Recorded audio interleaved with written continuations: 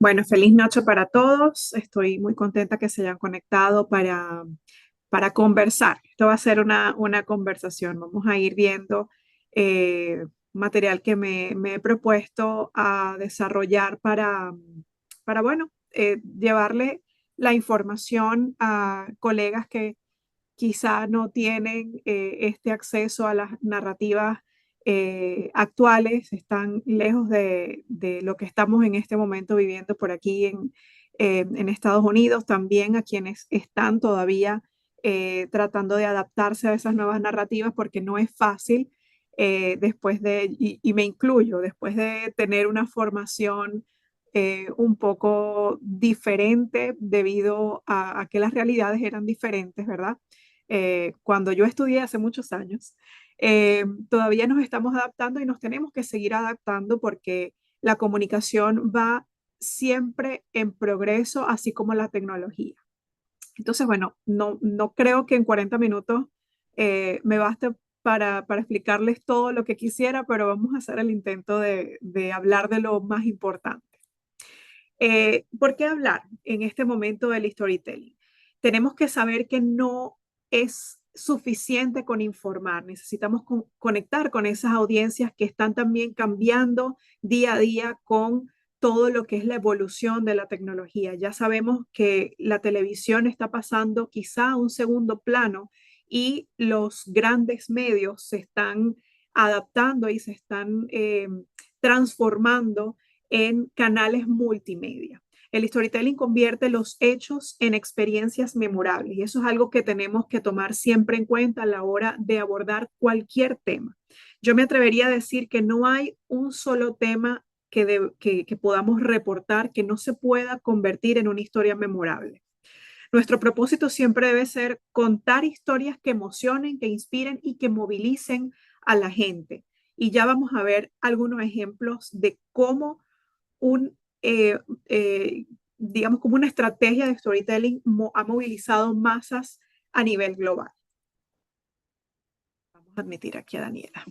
Bien, el poder de las historias en esta era, que es la era digital, siempre, pues sabemos que las historias siempre han sido una herramienta esencial para comunicarnos, pero en nuestra era, que es la era digital ahora, el poder se ha multiplicado. Ya la palabra tiene un valor mucho más amplio de lo que teníamos antes, ¿no? Nuestra herramienta principal. Los relatos bien contados pueden ser capaces de abrir mucho más paso en cuanto a narrar una historia, generar la recordación, construir vínculos emocionales duraderos en la audiencia. Y pues bueno, les voy a hablar sobre por qué es importante explorar el storytelling y saber que es más efectivo utilizando una narrativa que se adapte a los nuevos tiempos que utilizar los datos aislados. ¿Por qué las historias impactan más que los datos? En primer lugar, las historias humanizan la información. Luego, tenemos que conectar al público con causas, con personajes o problemáticas reales. Como les dije hace un rato, no creo que haya algún hecho noticioso que no se pueda humanizar con la narrativa digital actual. Además, transforman hechos fríos en experiencias memorables. Hay un neuroeconomista llamado Paul Sack que él habla de que las historias con estructura emocional aumentan la empatía y el deseo de actuar en público. Esto quiere decir que entonces que las historias no solamente van a informar, sino que van a movilizar a las audiencias. Un dato súper importante es que la narrativa incluso genera cambios químicos en el cuerpo y es la oxitocina la que aumenta en nuestra disposición de colaborar y tomar decisiones éticas después de escuchar una historia muy bien contada o emocionalmente resonante. Entonces aquí empezamos a hablar de los ejemplos más memorables. El ejemplo de Me Too. Saben que ese movimiento se expandió globalmente gracias a miles de testimonios personales que, más allá de utilizar las cifras, también pusieron un rostro y una voz a una problemática silenciada. Eh, este ejemplo se convirtió en un fenómeno global no solamente por denunciar los abusos sistemáticos, abusos sexuales de manera sistemática, sino por su manera poderosa de estructurar esa narrativa de los testimonios. Quiero compartirles unos datos sobre esta campaña que no fue inicialmente eh, periodística, pero fue el activismo de Tarana Burke que empezó en 2006 a darle a este movimiento pues una forma. Eh, Solo en un año, con un hashtag tan cortito como este, con el Me Too, en 2018 hubo un número extraordinario de tweets compartidos o publicados y fueron más de 19 millones. Esto sí, según un estudio de Pew Research Center. Y pues bueno, además de esto están ejemplos también como el Humans of New York y este reportaje que me encanta, que es Los niños del éxodo del País Semanal. Esto fue un ejemplo de cómo eh, el periodismo,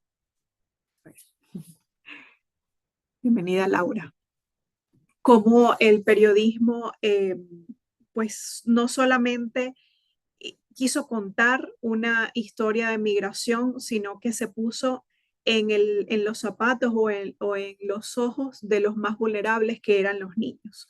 Eh, Vamos a compartirles, no sé si puedo compartir en el chat. A ver, no. Quiero compartirles un link. Creo que lo debo tener por aquí, listo. Les voy a compartir estos links. Parece muy importante ahora compartírselos antes de que se me olvide, para que puedan ver estos ejemplos de periodismo transmedia con narrativas actuales. Ok, vamos a seguir aquí. Bien, pues saber narrar en este momento es una habilidad que es indispensable para poder destacar y trascender con nuestros trabajos periodísticos. Ahorita tenemos un entorno que está totalmente adaptado a ese scroll infinito y eso hace que las historias pues se detengan en el tiempo y en su capacidad de emocionar, humanizar y transformar. El periodismo moderno no solamente se debe basar en dar información, sino en inspirar a las personas a tener un cambio o a tener una acción. Y esto se pudiese ver un poco menos ético, pero realmente tenemos como una misión, ¿no? Una vez que nosotros compartimos historias, no solamente debemos quedarnos en compartir los datos o los hechos o las 5W, sino también generar ese proceso de reflexión en la audiencia, porque son esas historias las que van a permitir que esa audiencia se quede enganchado con nuestros medios, con nuestros canales de información. Muy bien, pasamos entonces de la crónica tradicional al storytelling transmedia. Como les decía, el periodismo ha evolucionado bastante y en este momento las audiencias se están moviendo entre varias plataformas.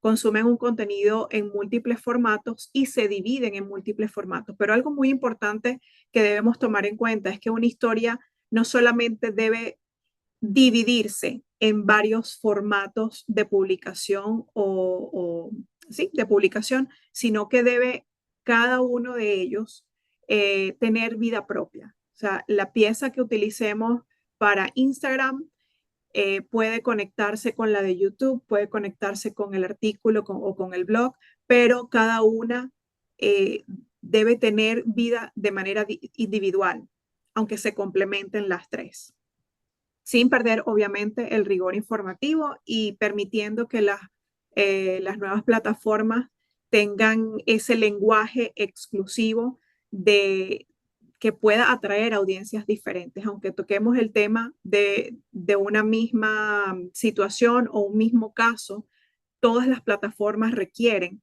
que esa narrativa sea adaptada al tipo de público. Muy bien. El periodismo narrativo ha existido desde las grandes crónicas latinoamericanas y estadounidenses. Conocemos todos al autor Gabriel García Márquez, eh, y pues también puedo mencionar a Alma Guillermo Prieto y Tom Wolfe. ¿Alguien se unió? No, ok. eh, que ellos defendieron de una manera distinta de contar las historias, ¿no? Con el alma, con detalles y con emoción. Hoy cualquier historia puede comenzar en un artículo web, expandirse con una entrevista de video, como les decía, en YouTube, y continuar en las redes sociales con pequeños capítulos o pequeños pedazos de esa gran pieza informativa que pueda atraer al público hacia las otras plataformas. Entonces allí podemos decir que en cada una de las plataformas que utilicemos para contar nuestras historias podemos tener anzuelos y cada anzuelo debe ser tan eh, persuasivo y tan importante para cautivar a la gente que pueda generar ese flujo, esa migración hacia las otras plataformas. Allí está, les puse el ejemplo de Snowfall, que es excelente como allí en el New York Times hacen que tú sientas que estás dentro de esa narrativa. Ahí también se los puse el link en el chat para... Entonces, bueno, estamos en un momento donde se deben hacer adaptaciones de estructuras clásicas, de las estructuras clásicas al formato digital. En este momento nos exige mayor velocidad en el gancho inicial, como les estaba diciendo, esos 3 primeros segundos deben ser eh, tan persuasivos que la gente se quiera quedar escuchando o viendo de qué se trata esa historia, pero además también que los invite a ir a las otras plataformas. También debemos saber cómo segmentar visualmente la historia en cada una de las plataformas y importantísimo incluir los elementos multimedia que complementen y que no creen distracción en la audiencia.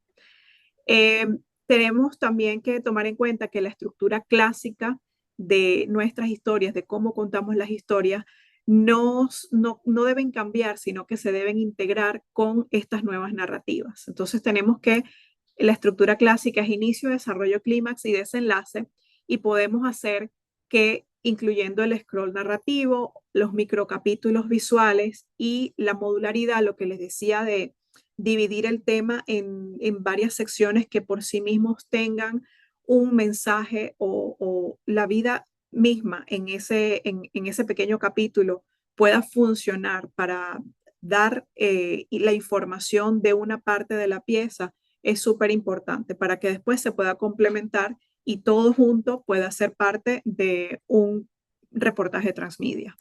Cris, por favor, ¿puedes acercarte un poco al micrófono? Hay personas que dicen que no te están escuchando bien. A ver, ¿me escuchan mejor ahora? Sí, sí, sí. Gracias. Ok, muy bien. Entonces, un ejemplo de una historia, de un reportaje que se pueda contar en varias plataformas, puede ser una historia sobre la vida en Gaza. Tenemos que se puede desarrollar o producir un pequeño clip de 30 segundos para Instagram. Puede ser algo específico de esa vida en Gaza, ¿verdad? Niños dibujando, por ejemplo, bajo los escombros, luego una galería en el propio sitio web del medio de comunicación con los testimonios de las personas a quienes podamos incluir en ese reportaje, luego tener un reel narrando pues con efectos de sonido y transiciones suaves, poner esos puntos del mapa importantes en la historia y tener también una entrevista o varias entrevistas extendidas en YouTube hablando sobre la vida actual en Gaza. Eh, Cada pieza debe mantener la coherencia informativa y adaptarse al canal en el que se está publicando. Bien, para integrar los elementos en un reportaje multimedia, tenemos que incluir video testimoniales, animación y visualización de datos de una manera mucho más dinámica para que no queden como llenando un espacio, sino que se pueda mostrar al público de una manera más interactiva. Audio ambiente es súper importante también, eso le da un respiro a la narrativa de las historias, tener textos selectivos y fotografías documentales. Muy bien. Obviamente, ya ahora sabemos que el formato no es lo que cambia la esencia del periodismo, sino simplemente la forma en la que usamos esas herramientas que están disponibles ahora para poder amplificar, para poder expandir la manera en que contamos las historias y profundizar, obviamente, en cada una de esas historias. Pasar de la crónica tradicional al storytelling transmedia no significa perder la objetividad o el rigor periodístico, sino ganar la conexión, el impacto y la vigencia de la historia, pero también la confianza de esa audiencia, ¿no? Que está allí consumiendo una información de una manera mucho más humana. Muy bien. Hablando de conectar con la audiencia de manera más humana, tenemos que hablar de la empatía y la emoción. La audiencia no solamente recuerda lo que decimos, sino la manera en cómo ellos se sintieron al momento de leer la historia o de saber ese hecho que estamos reportando. Para identificar y comprender al público objetivo es muy importante analizar a qué audiencia estamos eh, para qué audiencia estamos redactando o estamos desarrollando ese reportaje, cuál es el tono narrativo que vamos a adaptar y el uso de diferentes elementos culturales o emocionales, ¿no? Dependiendo de cada audiencia. Y esto eh, es confuso cuando decimos, bueno, pero tengo una sola información, ¿cómo la voy a adaptar? Simplemente en cada plataforma tenemos audiencias diferentes y para los que están en medios que utilizan TikTok, que utilizan también Snapchat, que utilizan Instagram para también comunicar el trabajo periodístico, saben que la redacción debe adaptarse a cada una de las plataformas de manera diferente porque las audiencias no son las mismas. Muy bien. Usar la empatía para construir relatos que resuenen. Es muy importante que que tomemos en cuenta que generar empatía no es generar lástima con un relato, es sino entender lo que la otra persona está viviendo en su propia realidad y hacer que ese sentimiento o esa emocionalidad pueda resonar con la experiencia o con la vivencia de las personas que están leyendo el reportaje o están viendo parte de ese reportaje. Hay que escuchar activamente durante toda la entrevista qué es lo que pudiese resonar con la audiencia, cuáles son esas experiencias que se podrían repetir o que tienen una tendencia a, a ser, a ser esos lugares comunes para la mayoría de la audiencia que puedan encontrarse allí como reflejo de la persona que es la protagonista de la historia.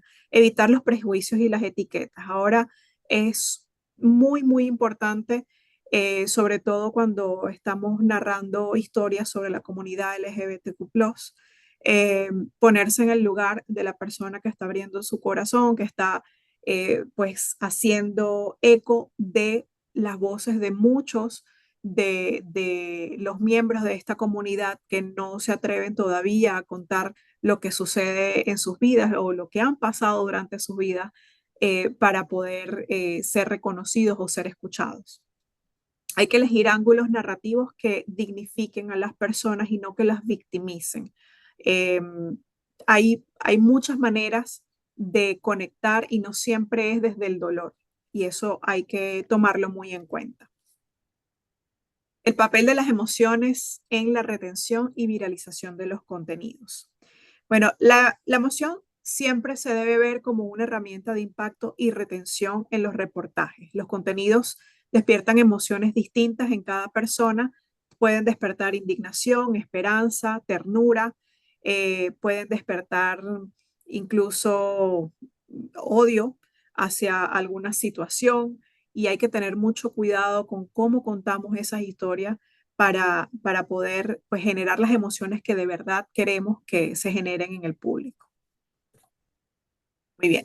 Aquí les hice un esquema sobre estas 5 principales emociones que podemos nosotros, con las que podemos nosotros jugar en el momento de redactar un reportaje o de crear piezas informativas como partes de un reportaje. Y son la empatía, la indignación, la esperanza, la tristeza moderada y el asombro. Estas emociones deben tomarse en cuenta siempre al momento de iniciar las historias y saber cuáles son esas partes del relato de nuestro protagonista principal o de los protagonistas principales que pueden generar la emoción que tenga más resonancia en la audiencia y que pueda darle mucho más valor a ese relato que vamos a contar. Muy bien, importante, conectar con la audiencia no es manipular emocionalmente a la audiencia, sino ofrecerle una experiencia mucho más humana a través de la historia que se está contando. El storytelling periodístico se construye desde la empatía, la sensibilidad y la responsabilidad de comprender que cada historia puede abrir una conversación o una herida. Y esto es muy importante porque para, para las historias que son testimoniales de eventos traumáticos de personas que han decidido compartir su experiencia para concienciar a la audiencia, también se pueden generar situaciones que se salgan de control. Entonces hay que tener mucha responsabilidad en cómo se comparten los testimonios que pueden abrir heridas difíciles después de controlar desde nuestro papel de periodistas. Muy bien. Saber contar las historias entonces ya no es suficiente. Debemos aprender a contar dónde, cómo y con qué herramientas podemos hacer esa construcción de la narrativa. Em, Vamos a hacer ahora revisión de una guía sobre esos recursos y plataformas digitales que están en este momento en tendencia para poder potenciar entonces el impacto de las historias que vamos a construir como periodistas. Algunas son herramientas gratuitas, otras tienen algún tipo de pago mensual o anual, pero la intención es que tengan como en su perspectiva que existen muchas herramientas, no solamente las que les voy a compartir, sino que existen ahora muchas herramientas que pueden simplificar la creación de piezas dependiendo de las plataformas en las que se quieran desarrollar. Muy bien. Para edición de video rápida, a mí me encanta CapCut. Es la que yo más utilizo. Es muy fácil. Yo tengo la versión que es paga porque, bueno, tiene una cantidad de cualidades muy importantes, sobre todo para quienes estamos día a día creando esos reels rapiditos para informar. Pero lo que más me gusta es que puedo ponerle los subtítulos de manera automática. Y cuando lo aprende,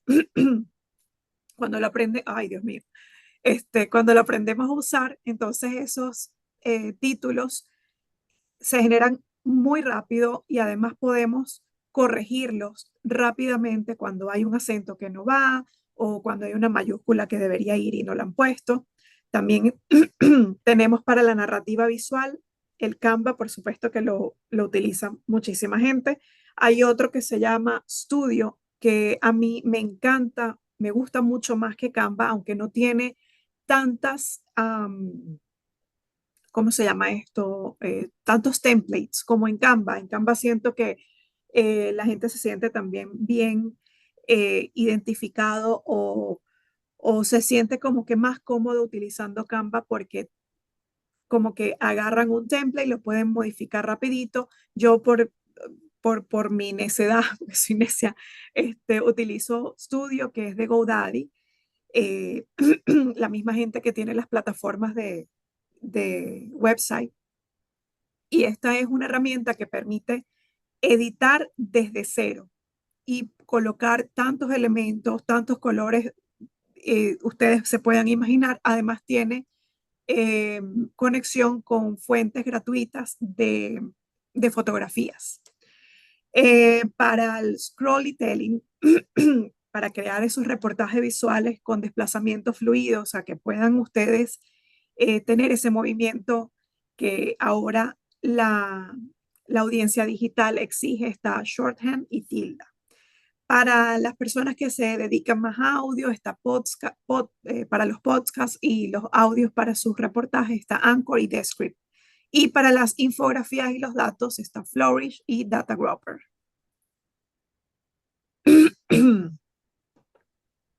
Muy bien, para adaptarnos a nuestras plataformas que están actualmente, tenemos con Instagram, pues ahora hay una fusión entre los Reels y los carruseles. Es una actualización que acaba de, no sé, tiene como 1 o 2 semanas, que es tener los Car Reels y permite tener como 20 videos compartidos. Esto está teniendo mucho más impacto. Pueden utilizar una, una narrativa mucho más amplia, porque con cada post o con cada slide pueden tener, creo que hasta 1 minuto de contenido en video. Entonces ahí imagínense, tienen 20 minutos, creo que hasta 20 minutos se puede compartir allí la información y genera mucho más retención para, sobre todo para los medios de comunicación que pueden adaptar un reportaje a este tipo de post. Tenemos en X los hilos informativos, eso ahora se está utilizando muchísimo con como las micronarraciones y hacen como una cadena de descripción de hechos y pues allí también hay una poderosa herramienta de engagement con la audiencia. Tenemos para YouTube, obviamente, allí ya sabemos que podemos publicar los videos mucho más largos. No hay una limitación tan precisa como las plataformas digitales como Instagram, como TikTok, sino que ya tiene como esa, esa bondad, ¿no? De que se puede dejar mucho más amplia la información, sobre todo cuando son entrevistas que dan testimonios importantes. Tenemos entonces también el web, allí podemos, tenemos la capacidad de compilar todos los posts o todas las plataformas en el web, podemos hacer referencias con vínculos o con hipervínculos para poder tener las visualizaciones de los demás posts y esto se puede perfectamente integrar en el website. Y tenemos en el podcast entonces la capacidad de narrar una historia de manera sonora. Allí muy importante tener buenos aparatos para el audio, no como ahorita que no me escuchaban. Utilizar mucho sonido ambiente y las pausas bien manejadas, porque los silencios también son importantes dentro de la narrativa digital, aunque no lo creamos y estamos en plataformas donde todo se tiene que decir rápidamente. Esta plataforma nos permite entonces darle el valor al silencio que es tan importante. Eh, bueno, para automatizar la creación del contenido, la planificación del contenido, entonces también tenemos herramientas como Trello o Notion, tenemos Buffer o Hotsuite, está ChatGPT, que está ahora muy utilizado para la simplificación de esquemas, la simplificación de reportes. Yo por lo menos lo uso cuando hay documentos de corte, documentos legales que son difíciles de digerir o de captar rápidamente. Entonces, yo estoy utilizando ChatGPT para hacer resúmenes de cosas legales que son, pues, digamos que lo más difícil de captar o de digerir en un reportaje que es diario.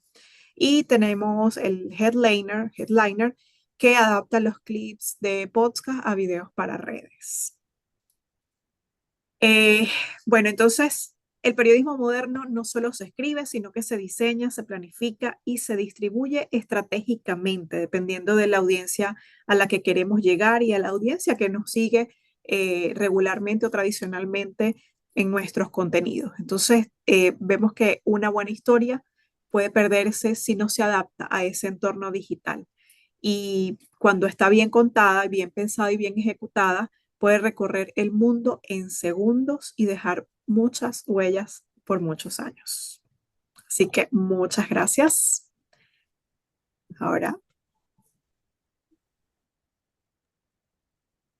si tienen preguntas, pues estoy aquí para ustedes. Gracias, Iván.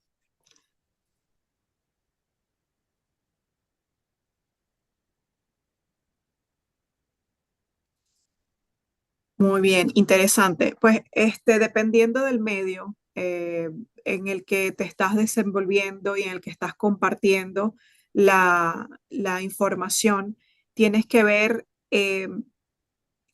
cuál es esa audiencia que se queda, que se casa con tu contenido, pero también hay que utilizar, eh, digamos que esas plataformas que te permiten analizar las audiencias que se están conectando. Normalmente con Google, incluso con Instagram, puedes ver los datos demográficos cuando tienes todo conectado con Meta. Puedes ver los datos demográficos de las personas que se están conectando o que se mantienen viendo tu contenido. Y de la manera también como tú estás desarrollando esos contenidos, es que vas a ver quiénes son los que se están vinculando con esa información. Para cada medio es diferente, para cada plataforma es diferente, lo que hay es que tener pues ojos abiertos y oídos bien afinados para poder entender qué es lo que la audiencia te está pidiendo.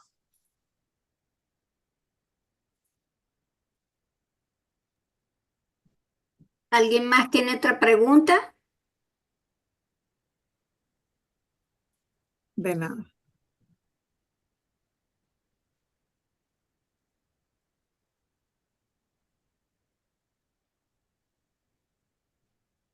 ¿Puedo hacer otra pregunta? Sí, Claro cómo que sí. no, adelante. Voy a adelantarme a alguien. Buenas tardes, te felicito por tu exposición que comenzó muy arriba, como debe comenzar, creo yo, el storytelling también, ¿no? Arrollador y luego ir este, describiendo la historia.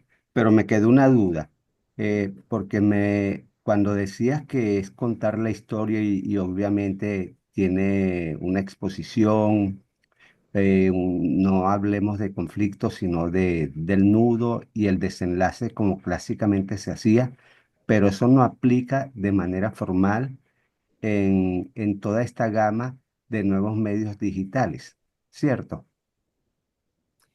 Mira, tanto como que no aplica, no es así, sino que la manera en que tenemos que contarlo va a ser diferente. Vamos a empezar a apelar por emociones, tenemos únicamente, y dependiendo de la plataforma, Iván, porque de repente tú estás haciendo blogs dentro de una página web y allí en el blog tienes una manera distinta de desarrollar los temas, pero si te vas con ese mismo tema para el Instagram, por ejemplo, para crear un reel, tienes que saber que al principio de ese video debes captar la atención de una manera diferente a como lo haces cuando redactas para el blog, iba a decir para el blog o la web. Entonces, el gancho con las plataformas digitales que están basadas en la rapidez y la audiencia necesita rapidez para poder tomar, tú tienes nada más 3 segundos para que esa persona que está haciendo scroll tome la decisión si te quiere seguir viendo o no. Entonces, la manera en cómo vas a iniciar es lo único que va a diferir dependiendo de las plataformas, pero, a ver, no es lo único que cambia, pero es como que lo más importante que debes tomar en cuenta para cada plataforma, para adaptarte a cada plataforma. Pero tu historia siempre va a tener una estructura, va a tener el desarrollo del conflicto, va a tener el clímax, va a tener el cierre. Sin embargo, no vamos a basarnos únicamente en los datos, sino que hay que darle rostro a esos datos. Entonces, siempre tener en la narrativa de esa noticia que tú vas a compartir de la persona que está sufriendo, de la persona que lo está padeciendo. Por ejemplo, si estás haciendo un reportaje sobre los huecos en las calles, que eso no es nada más en Venezuela, en todos lados tenemos huecos en las calles. Encontrar quién es la persona que está sufriendo por eso. Quizás una abuelita que no puede caminar por la acera durante las mañanas como se lo recomienda el doctor, porque ahora ese gran hoyo en la acera que está frente a su vivienda le impide salir. También entonces puedes incluir, así como esta abuelita, hay 150 personas en la misma comunidad padeciendo las mismas penumbrias porque no pueden ir a hacer sus mandados a pie debido a que están expuestos o o sea, tienen la posibilidad de caerse. Pero tienes todavía que adaptar ese relato o sea, a la estructura regular del periodismo. Entonces, es como adaptarse a la manera en cómo estamos contando esos reportajes, ¿no?